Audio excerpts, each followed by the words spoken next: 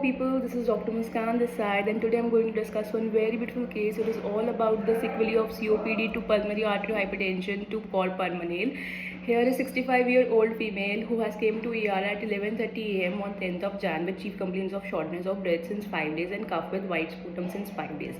So first of all, I will tell you the differentials. If I am thinking about shortness of breath, your differentials will be heart failure, MI and cardiac tamponade, and this is about heart. And if I am thinking about lung, your mnemonics will be P3A3C, that is pneumonia, pneumothorax, pleural effusion, allergy, asthma, anaphylaxis and COPD.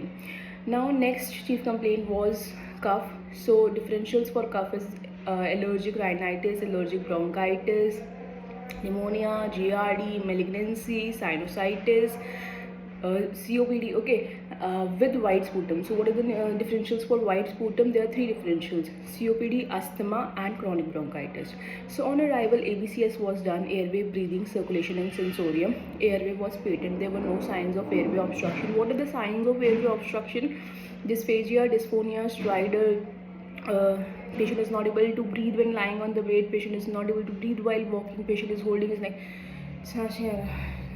patient don't like this.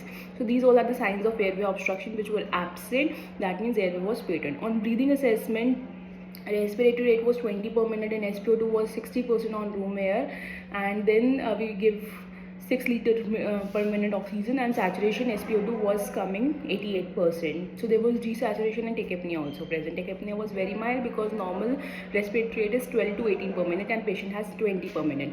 So there was respiratory distress. So what are the signs of respiratory distress, my dear friends?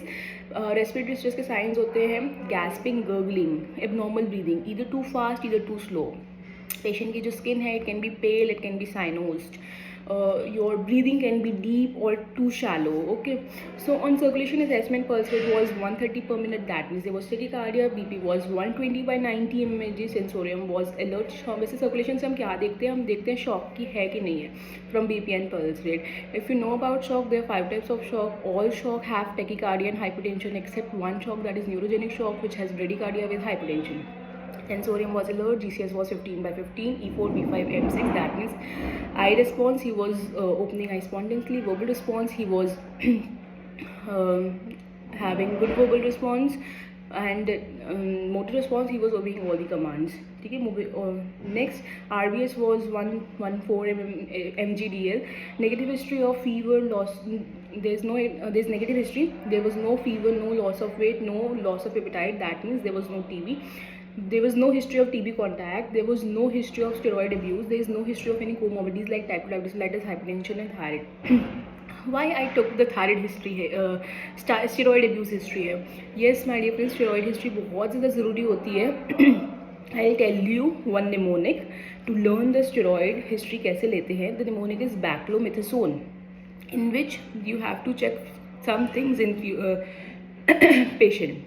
B से आता है buffalo hump, ई से आता है easy bruising, C से cataract, L से large appetite, O से obesity, M से मून फेस, ई से यूफोरिया, टी से thin arm and legs, H से हाइपरटेंशन, हाइपरग्लाइसीमिया, ए से avascular necrosis of femoral head, C S से स्किन थिनिंग, ओ से ऑस्टियोपोरोसिस, एन से नेगेटिव एंटोवैलेंस एंड ई से emotional lability. Now relevant positive history in the patient is she has seasonal history of seasonal variation and diurnal variation since 15 years. There is positive history of dust allergy since 15 years. There is positive history of biomass exposure since 35 years. There is history of BiPAP use since 6 years at home. There is history of nebulization at home on and off and only when prescribed since 2 to 3 years. History of MDI use since 2 years. She used Budimate and Titrate in that. History of DPI use was there since 4 years. History of taking influenza vaccine in August 2023 is there. Why it was important? Because आजकल influenza बहुत ज़्यादा फैल रहा है, H1N1 swine flu है ना. History of pneumococcal vaccine pre-Venard 13 was given 2 months ago. History of multiple hospitalization in Sharda only in last 4 months was there. At ER, they diagnosed this patient as acute exacerbation of COPD with type respiratory failure with Pulmonale and with UTI. ABG was showing respiratory acidosis. This patient was on NIV, BiPAP, ठीक है, intermittent. FiO2 was 40%, which was given this patient. Cardio reference हुआ, ECG हुआ, तो उसमें हमें P pulmonale with bifascicular block मिला. Okay, there was right bundle branch block also. With RAD, that is bifascicular block. On next day, that is 11th of Jan, this patient was shifted in ICU. Commands were given in the ICU to send all the cultures of this patient, do ABG 6 hourly, RT feed do 100 ml 2 hourly, IV fluid do RLDNS 100 ml per hour. Patient was intubated on 11 Jan at 3:40 p.m. Indications for intubation was low GCS and CO2 narcosis. Arterial line insertion was made on 11 Jan at 4 p.m. Commands were given to start the injection fentanyl at 50 mcg per hour. Injection atracurium was given 5 ml per hour. And injection NORAD was given at the rate of 4 ml per hour. Events on 12th Jan. Bronchoscopy was planned in view of deliberate source of sepsis or antimicrobial stewardship. POCUS was planned. IVF distended secondary to Pulmonale.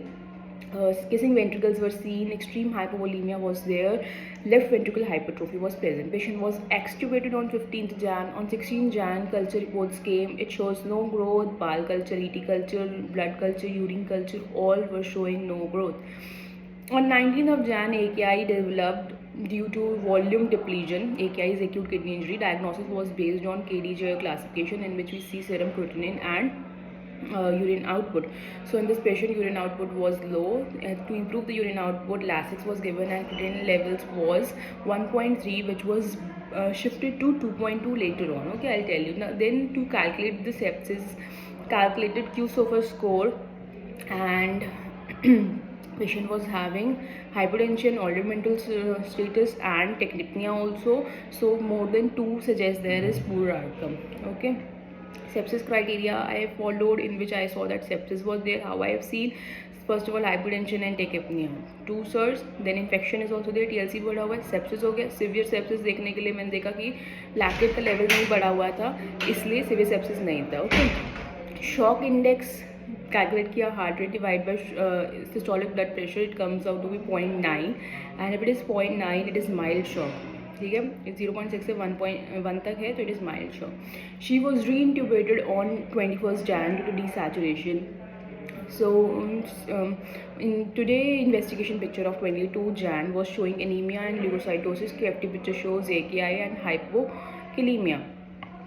Treatment was given to this patient, that was injection MgSO4, which is bronchodilator, injection Lasix, which is diuretic to increase urine output, injection Pantop was given, which is given in GRD, nebulization was done with Dulene and Forminide, which is bronchodilator, tablet Pulmoclear was given, which is given to thin the mucus in the nose, windpipe and lungs, tablet Metlard was given to treat blood pressure, tablet Lacetone was given to treat edema, injection Meropenem was given, which is antibiotic to treat bacterial infection, injection Tigecycline was given, which is also antibiotic to treat bacterial infection, injection hydrocortisone was given, which is to treat swelling.